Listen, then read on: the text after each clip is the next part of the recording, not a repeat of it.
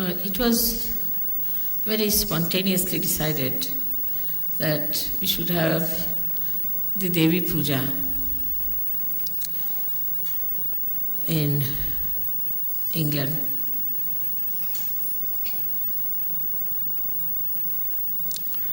And this is the place where really Devi Puja should be, because it's the place of Sadashiva and where Adi Shakti should be worshipped.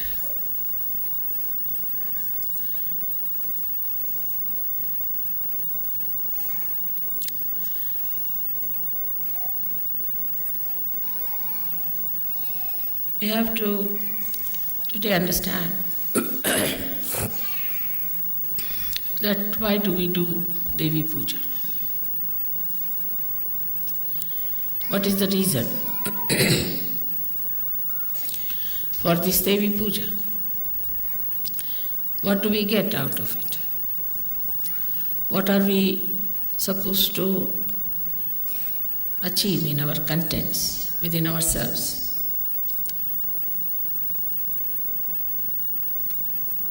The first thing is that Kundalini is the Devi. She is the reflection of the Adi Shakti.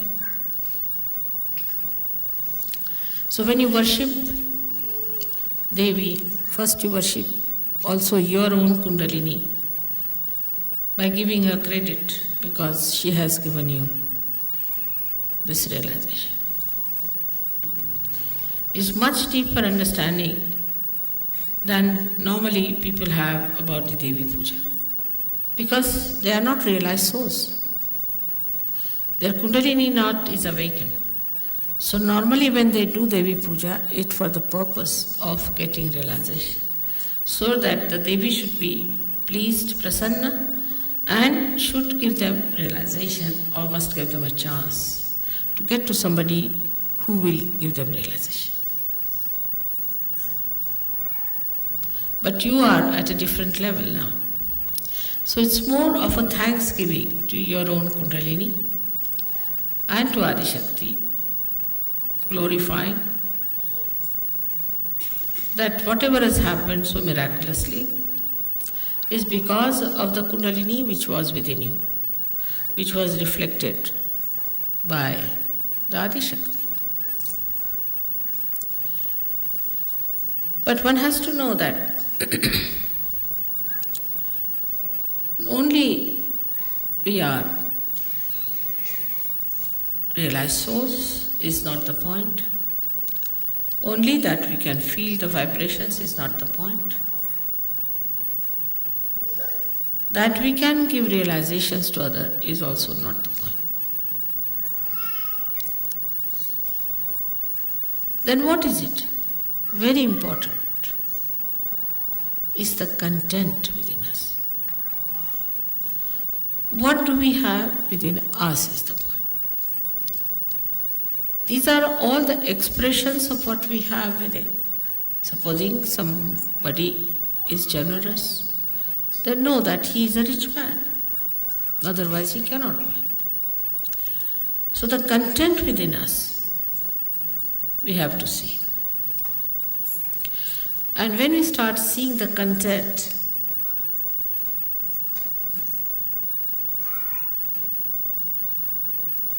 where do we find in the nature there is real content? We say the sea. Sea is there, sea full of water. So much of water it sucks in from everywhere. And then it allows itself to be boiled by the sun and gives rain.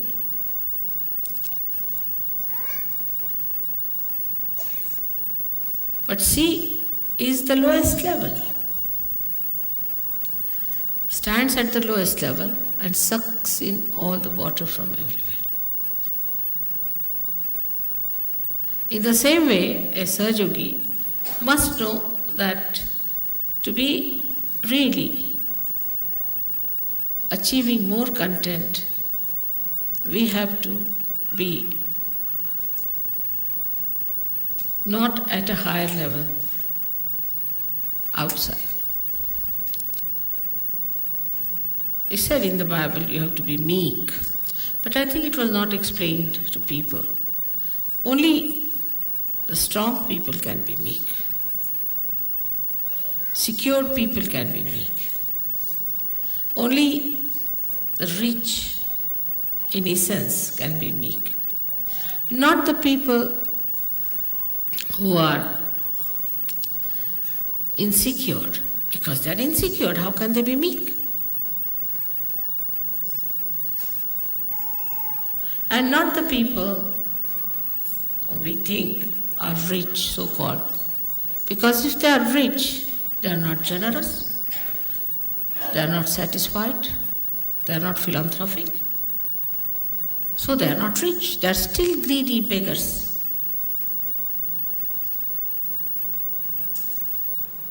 So the content within us is to be seen. What is our content?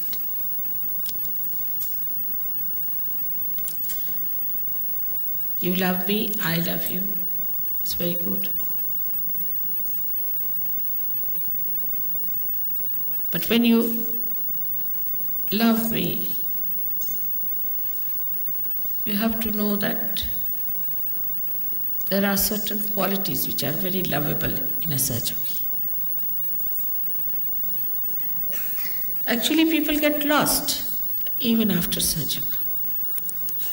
They think they can get over everything, are perfectly all right, and they are thrown overboard.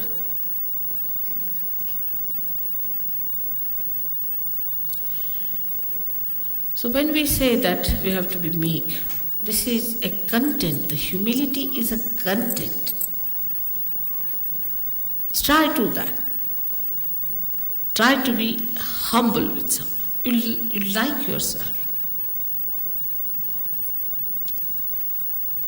You'll enjoy that quality within us, that, see, I'm humbler than another person. And what is another thing we find as content are the great mountains, because they have heights. And they are the only ones who can capture the clouds. So such a rapport there is between the humility of the ocean and the heights of the mountain. That's how a Sahaja-yogi should be. He is too high because so much of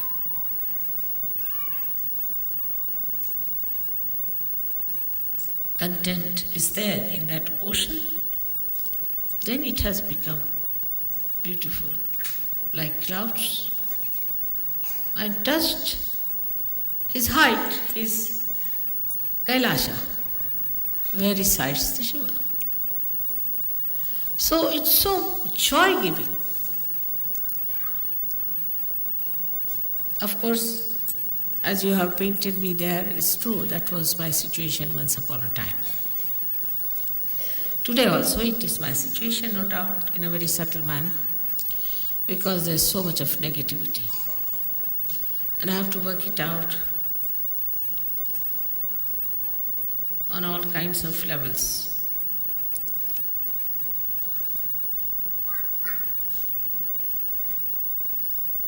There is no excuse for some human being to be a devil, no excuse. And for a Sahaja-yogi, there's no excuse at all. But still, once I have called you my son, my child, there's a little blessing, goes, I would say, a long rope. But that long rope, one should not care for. You have to care for your own quality, for your own inner capacity to suck in. Now look at the ocean as it is. All that is around falls into the ocean, everything. And then the sun, we can say that's the spirit, evaporates. Only possible in the ocean. It doesn't evaporate the river so much as it can because such a wide thing, such a deep thing, inexhaustible. And then absolutely pure material comes out of that. And that can go and touch the heart. Because as a Sahaja Yogi's hearts are at a very high level, where there is Shiva residing. Nobody can reach there except for the purity. And unless and until you have that largeness, that depth, that humility, and the maryadas, you know that sea never leaves its own maryadas. And if you press it from one end, it will express on one other side. It never leaves. If Pacific Ocean was even 100 feet deeper, there would have been a problem. So even in depth, in its height, in its spreading, it has its own maryadas. But in that maryada, he has a feeling that he is one with the nature, one with Mother. He is not disturbing the Mother Earth, nicely placed in the body of Mother Earth. Nature is bound by the divine. The divine looks after the nature, so everything works out beautifully, and you have freedom. And after Sahaja Yoga, you have greater freedom. Absolute freedom, because you can not be bound by anything nonsensical, anything sinful, anything base. You are above that like a mountain. And so wherever there is a combination of a mountain and an ocean, the ships can come. Deep people can only come to such shores where there is depth. That's how you achieve your depth, between your heart and your Bhavasagara. That beautiful area where people can come to you and just they know this is something great.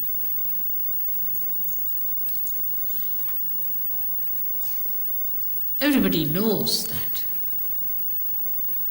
You have seen that I'm like any other woman to look at. I don't know, you might think I'm different, but normally. But how many people come to my program? How do they come to my program? Just think. In Colombia, where nobody had even heard my name,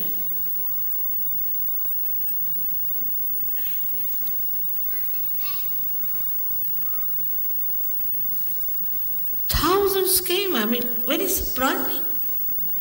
And people had no place to sit. In Russia, where, no question of they knowing my name, there are no books published, nothing.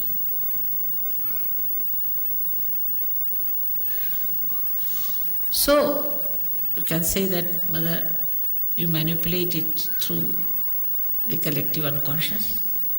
I do not, but it does. I think so. So when the Sahaja Yogis have that content within themselves, the collective unconscious, the divine, will act, definitely act. Like a person who is spreading advertisements, this, that, yes, people come because he takes money. They think they can purchase this bag. But where there's no money involved, no business involved, nothing, you people are just simple people, just like them. So, but it's all done by the divine, isn't it?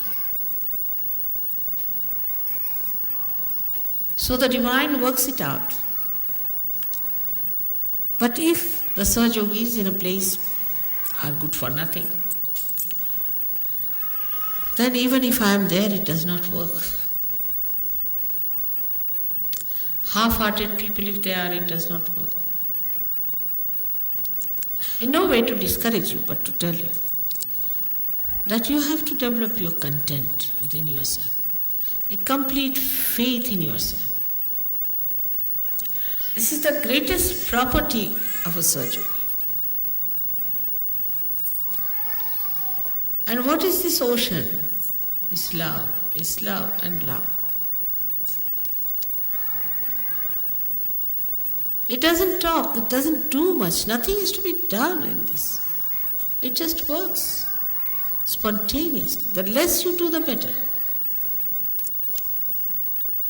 The more you try to do, I will do this, manipulate, no. You just develop your content within yourself.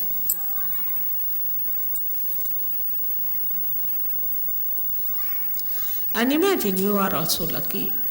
You have so many provisions which nobody had.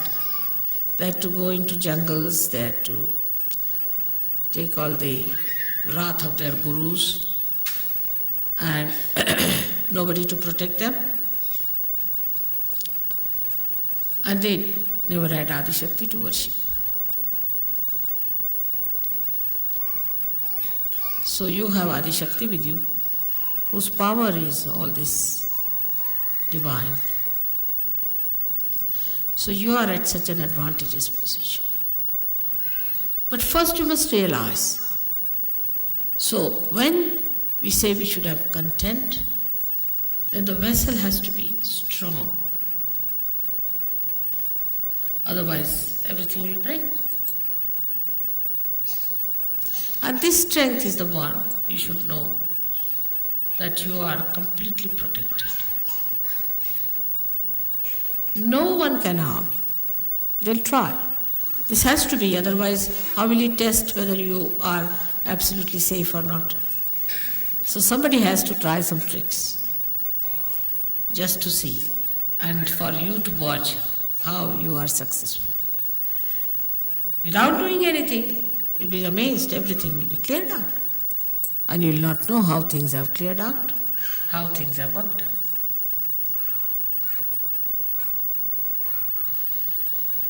So the strength comes, again the question is how the strength comes into a Sahaja. There I would say the Shraddha. Shraddha is not blind faith. After Sahaja Yoga, after realization, you know everything. You've seen my photographs, you have seen how Sahaja Yoga works, you've seen how you can raise the kundalini of people, you can feel the vibrations, you can feel others, you can cure others. All this power is within you. But just to realize that power without ego is your strength. And when you are powerful, you don't have the ego, because what is the need there? Ego is there only when you don't have power, because you want to have more.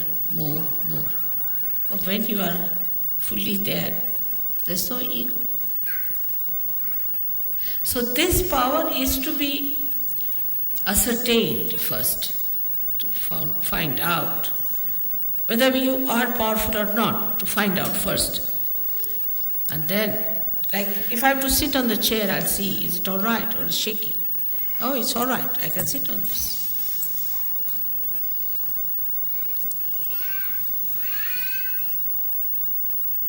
Some Sahaja Yogis still remain on the periphery. There's sometimes a very big gap between some who have reached great heights and some who are outside. All these are negative forces which were killed long time back.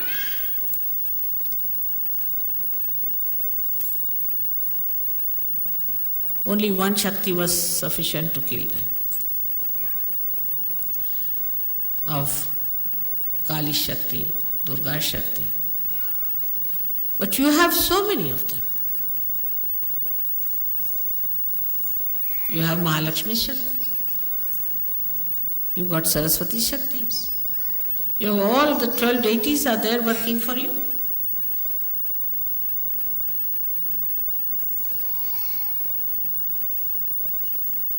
So, realizing it is the meaning that you must have complete faith in yourself. If you still doubt yourself, that's also a human quality. I mean, a dog knows that he's a dog. He doesn't doubt that he's a dog or a cat, does he? Or a tiger knows he's a tiger and he knows what capacities he's got. It's only the human beings have got, apart from other stupid qualities, is one this that they can doubt themselves.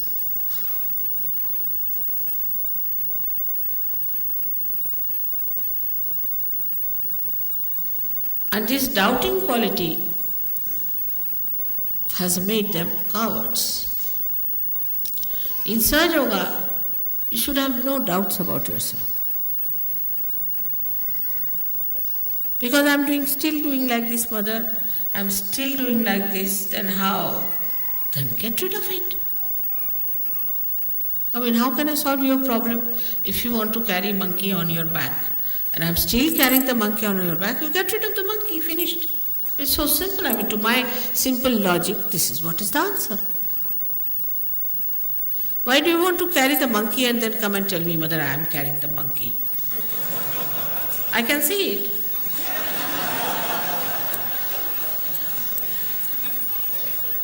Get it off your head. Get it off your back. It's very simple. You are a Sahaja Yogi.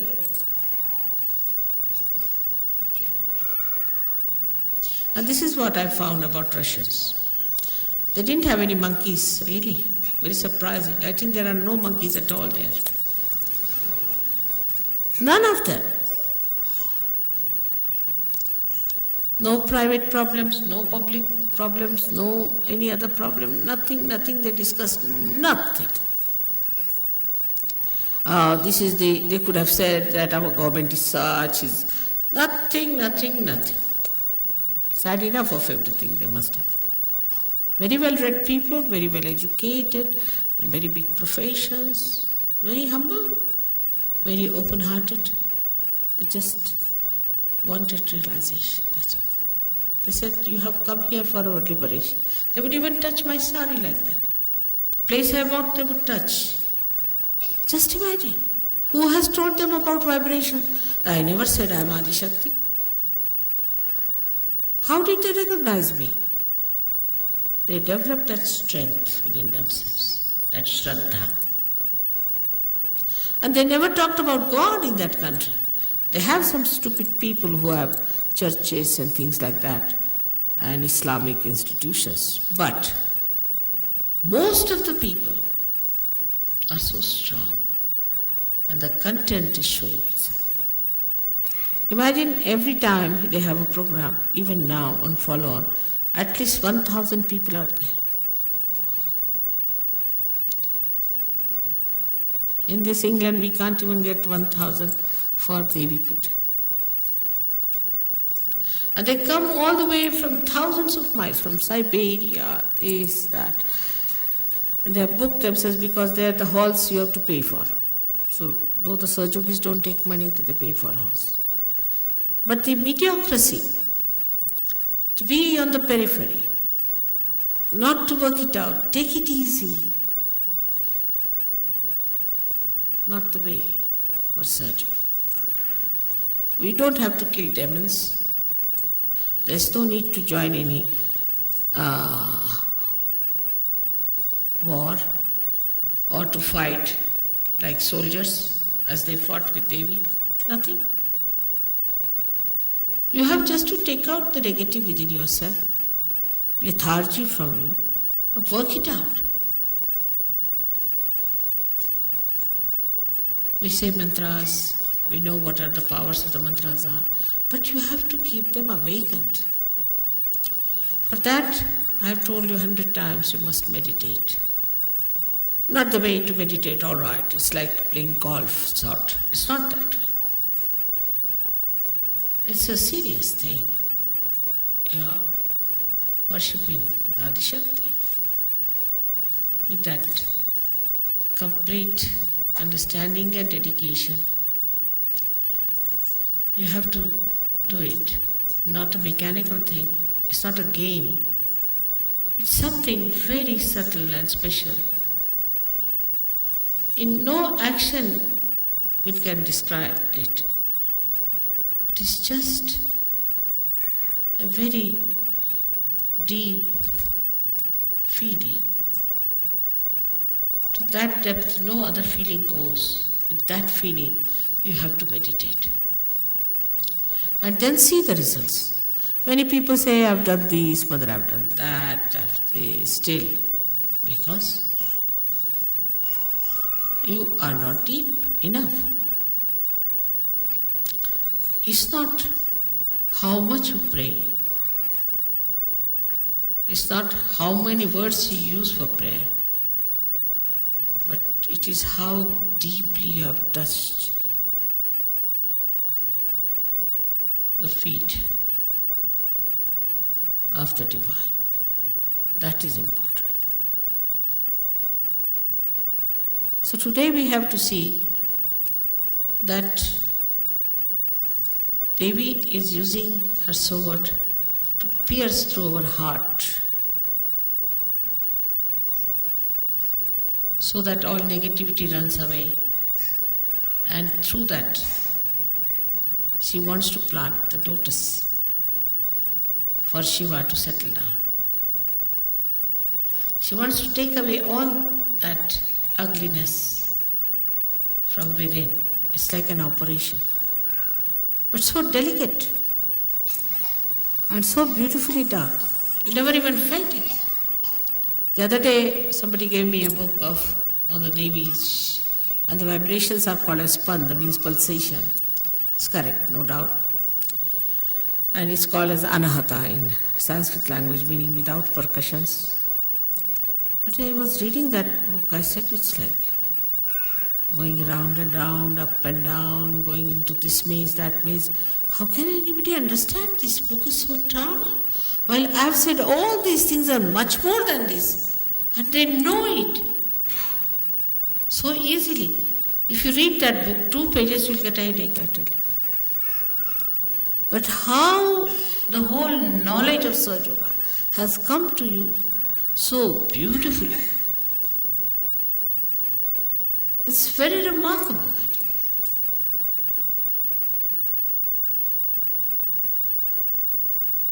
If you read the mantras, they'll give you explanations which has nothing to do with reality, sometimes I feel. But even if it has, it's so circuitous, so complicated.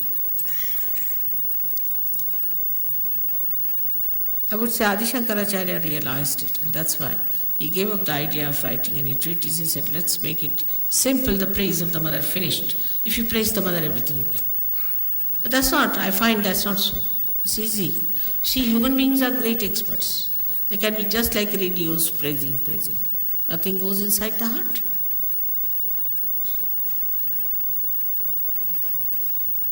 But you have to develop that depth. In Sahaja Yoga, we work through our heart, not through our brains. You have to develop that heart and to receive into it the greatness of other people. Now people can see what's wrong with others very easily. They don't want to see what's wrong with them. Any intelligent man can see that. There's no need to have realization. But a wise person sees what's wrong with him and he trusts. He trusts himself then because he's wise. He doesn't doubt. He knows he's wise. He knows what's wrong with him and what is to be done. So the work of the goddess is very different today, as you can see it clearly. Of course, symbolically it is the same. But it has become very subtle, very subtle. The first work is to destroy the negativity, which is going on, as you know. The more light comes in, the ignorance will disappear. This light will spread, all the darkness will go away. But you are the lights. You have to put the lights on. And you have to look after your light. And you have to make that light eternal. This is one work which you are doing. It's a beautiful work of the Goddess. You are doing is to spread light, enlighten people. The negativity that is around you is not so dangerous as whatever is in you. Today it has become subtler. The negativity has become subtler. It's entered into your being. And be careful. It may any time topple you.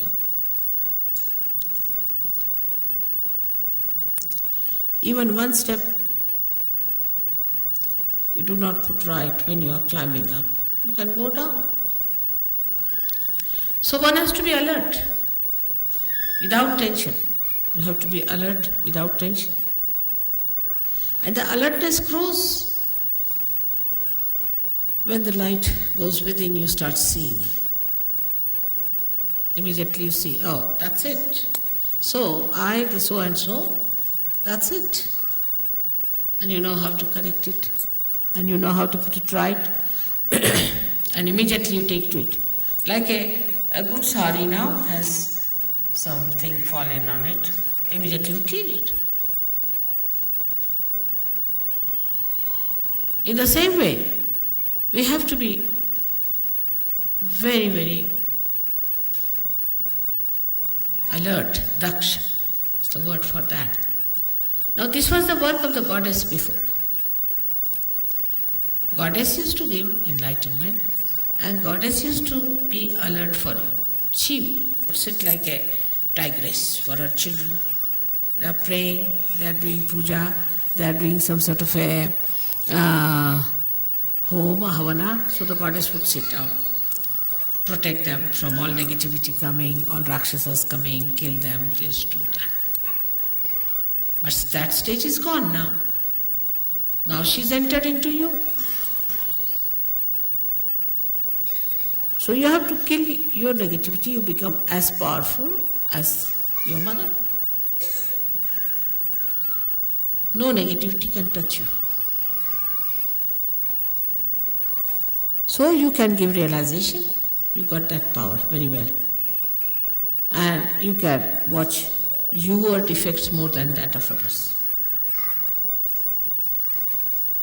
And you try to put them out because they are not good, they are not for your benevolence, they are not for your ascent.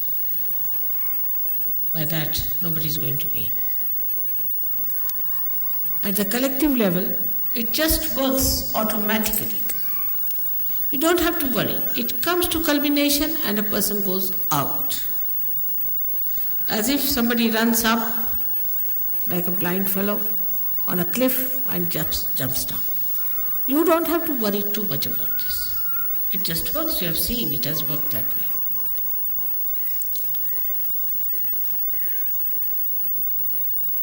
Now another quality that you have, to believe that Goddess is working through you. In you she resides. You have got the powers. It's penetrated into you. Is that you can comfort people. You can cure them. You can give them peace. You can give them bliss. But then what Goddess has done in you is that she has given you the bliss. You have become bliss. Like they say a cool air conditioner, you get the cool from there. In the same way, if you are emitting bliss, you give bliss to others. But there is no bliss within yourself. But what bliss you can give to others? So a Sahajogi has to be a blissful like the Goddess. You see, she has very extreme characters, as you must have known that. She's extremely cruel. She can be very cruel. And she can be extremely gentle. like 2 ragas of yesterday. She could be extremely harsh, extremely harsh, beyond all human expectations. And she could be extremely mild.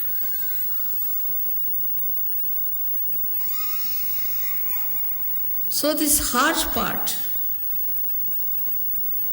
you need not have. It will just work. This part is only kept for the divine. You just take to the other side. Let this harsh part be looked after by the divine. After all, divine also must do some work. If you do all the work, then what will divine do?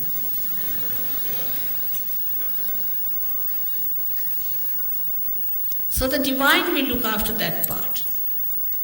So you have to enjoy yourself as the goddess enjoys herself. Enjoys her place, enjoys her peace, enjoys her everything. Her creation, her children, their love, everything she enjoys. In the same way you have to enjoy. You have to know about everything. You have to be absolutely knowledgeable.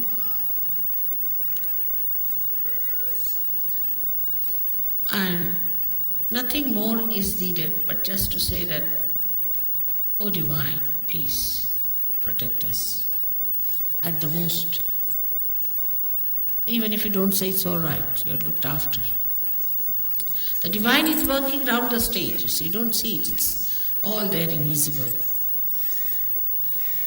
And you are on the stage. So they are looking out what to focus light, where to put, what light to put, what is to be done, what is to be changed around, everything they are arranging. You are nicely here. So you need not do all that work. You do your work of acting and saying dialogues. That's your work. Let them do their jobs. They are doing very well.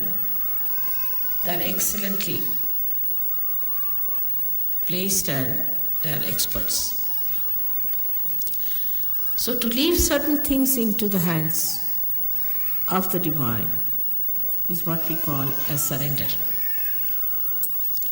And that much of is if done, then most of your things will work out so miraculously. And you'll be amazed how, Mother, how it has worked out. We never expected how things we got it done. There's a very, very big force working. The force, the energy, which is the source of all the energies, which has created this great universe, which has created this Mother Earth, created this sun, which has created you very delicately. This force is working. And that force is looking after you. So proud of you that you have come on the stage now.